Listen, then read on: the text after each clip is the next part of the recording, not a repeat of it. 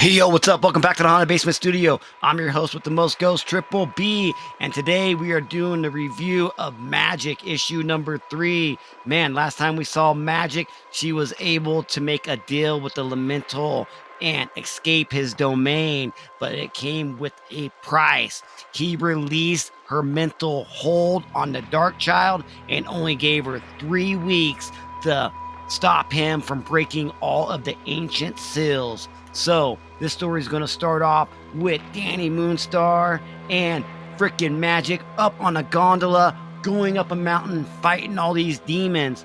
And they're pretty much arguing because Moonstar doesn't like the deal that Magik made with the Elemental so that she can escape his domain. She says that we do not have enough time to stop him. 3 weeks isn't long enough. And Magik's like, what, you wanted me to stay trapped there? I will never be trapped again. And Dani says, well, I do not like the Darkchylde. You know, I've been with you since the beginning, and I know what that demon can do to you and what it does to you. And Magik thinks to herself that the Darkchylde reigns is gone, and her anger and my anger is getting hotter. And she tells Moonstar that you left your friends to join some secret society, some made up one. And Moonstar is like, no, it's not. The Society of Eternal Dawn has existed for decades. I made my choice just like you. Magik's like, well, I don't trust them. Well, she says, trust them. You should trust me. And you trust Cal and his grandma, and they're part of the same organization. Well, how did they even find you? She says, well, remember when I took down that evil bear, that demon bear that was haunting my family? So they kind of hit close to home to me. So I am here to help them protect the seals, to stop the apocalypse. Then why not prevent the Elemental rise? Well, the Elemental has been stopped before, but he is quicker now. Using mutant blood is a lot stronger than humans, so it takes less sacrifices to break the seals. And are your stepping discs not working properly? She says if they were, we would still be standing on top of this gondola. Something's up with the Elemental. His energy is affecting my Magik. And we need to make a plan here. She says, well, let's do the hook and ladder. And they're like, okay, it's something that we made up in high school. And all of a sudden, a giant demon is flying towards the gondola and cuts the cables. As it starts to fall down, they jump off the gondola and Magik cuts the demon in half with her soul sword. And as they superhero land on the mountain and they look up and they say, the seal has to be closed from here. And Moonstar says, man, we need to hurry up because the Elemental influence is taking over this forest with demonic qualities. And as they walk by a tree, Moonstar says, look, there's some old symbols right here. This is old Magik seal symbols. What would you do without me, Magik? She says, apparently die. It was just a joke, Yonda. She says, you are not the leader of the new mutants anymore. And I was handling this mission just fine without you, Dani. And I am not an idiot. I know the deal that I made with the Elemental was bad. And I can defeat him and control the Darkchylde on my own. You can leave now, even if you don't trust me. And Dani looks at her and says, my trust? You said something similar before. I don't understand. And all of a sudden you hear some rumblings coming from the forest and you see red eyes. And as they look closer, all these demons jump at them. But Dani pulls out her psionic bow and arrows, starts shooting them as Magik reaches down and grabs some grass and she starts to do a magic spell. But it doesn't work. And she said, I should have foreseen the suppressing Darkchylde would wreak havoc on my magics. She's more intertwined with my soul than ever before. And now a demon is about ready to pounce on them. She tries another spell and it's so powerful it almost gets Dani. And she thinks to herself, spells too powerful, spells are too weak. What has gotten into me? What else have I overlooked? And now with an onslaught of demons flying at him, Dani uses her mutant ability with her psionic bow and arrow, where she can make illusions of these demons' greatest fears. And as hundreds of arrows go flying at them, they don't know which one's real and which one isn't. One that is an illusion, so they don't know which one's to dodge. And all of them fall to the ground with the psionic bow in their skulls. And now Magik looks at Dani and says, "You are terrifying." And she says, "Oh, that's the nicest thing you've ever said to me. You might want me to leave, Illyana, but I won't until we ward Laminal Seal. We need to figure out what's affecting your magic." And she says, "Well, I still have my soul sword, and this is my fight, Dani, not yours." She says, "Stop protesting. Think of it like old times." And now all of a sudden, the mage shows up with a bunch of demons, the same mage that created the elemental when he was a child. And not only that, there is demons with her, but there are mutants with her. And Magik looks at them as they are standing on top of the sill. She says, "Oh my God, I gotta get these mutants away from her." And as Magik and the mage starts to fight, she says, "Despite having these mutants at my ready, I was told to wait for you both. Sacrificing a newly recruited society member would be a fitting way to break the seal. And I can't wait to make you watch." But Dani says, "I dare you, come at me. I will enjoy it."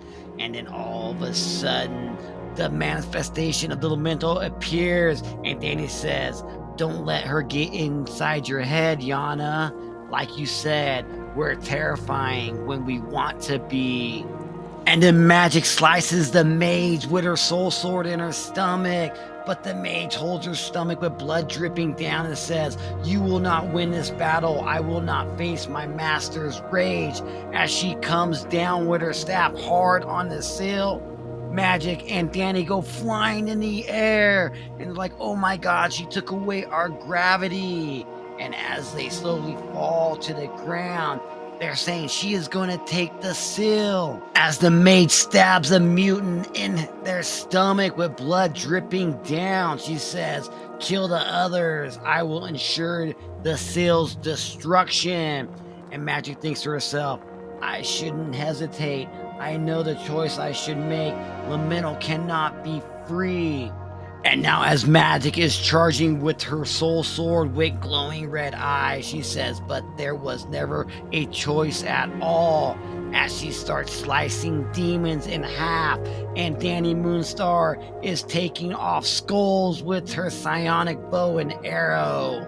Magik looks up at the mage as she is now hovering, and she says no as she holds up her hand.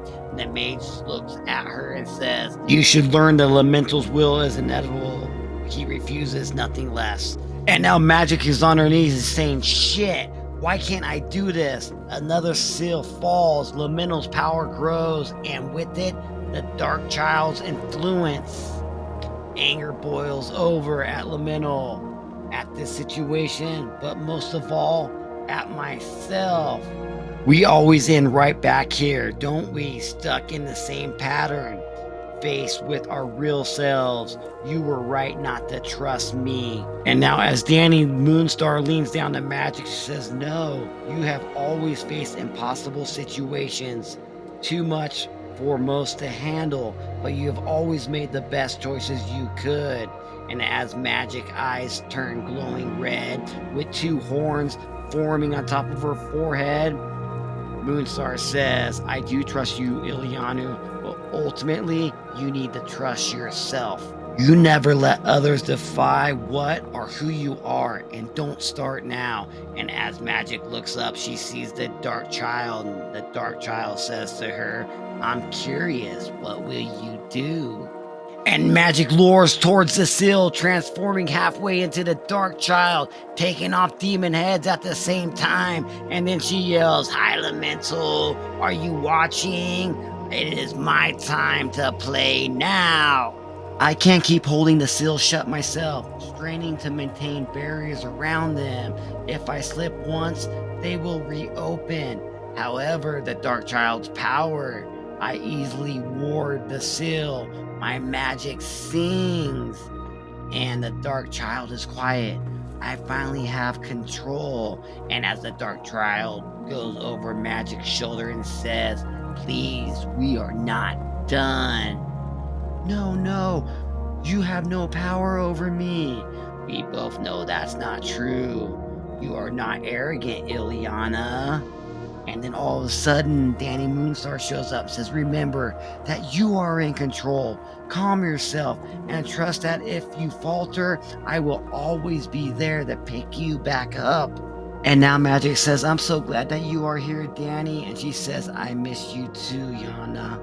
And now we are back at base camp where Dani is talking to Cal, saying that she doesn't trust the Darkchylde and she needs Cal to look over Magik and make sure that nothing happens and report back to her. But she cannot let Magik know that she's asking Cal this, but you see that Magik is in the doorway and she can actually hear them. And that is the end of issue number 4. All right, man, we're going to talk about my final thoughts and ranking of issue number 4, Magik from Marvel. Man, it is pretty freaking good. I kind of like how, slowly each issue, the Darkchylde is going to take over. And now that the Darkchylde reigns is off the leash, pretty much, she's starting to show up and taking over. It's so weird how, Magik's power is, getting influenced by the Laminal with her losing it and it being too powerful, not powerful enough. Crazy. I love the story building with Dani Moonstar and Magik in this one. I left out a lot of exposition in it, but they are really best friends and they're always bickering at each other, and how they come to at the end of the book was really great. So I cannot wait to read issue number 5. I got it right here, and most likely be hitting that review up next week. So if you guys want to subscribe to the channel, hit the like button if you haven't. Tell me what your thoughts on this story is, because man, we're rocking it all out. I've already pre-ordered issue number 8. I don't know how many chapters this story is going to be, but as of now, I'm loving Magik. I don't know if she's going to be able to stop this Laminal. I think she's going to be able to because of the Darkchylde, but can she stop the Darkchylde herself? That's going to be freaking nuts. So I'm still going to rock a rating at 8 out of 10 on this one.